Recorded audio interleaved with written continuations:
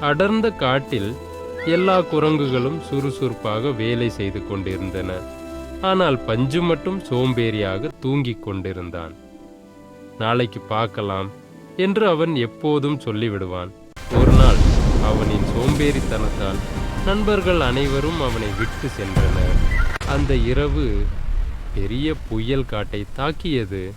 தனியாக சிக்கிய பஞ்சு பயத்தில் நடுங்கினான். யாராவது காப்பாத்துங்கோ என்று கத்தினான். அந்த நேரத்தில் ஒளியாக காட்டுத் தெய்வம் தோன்றியது.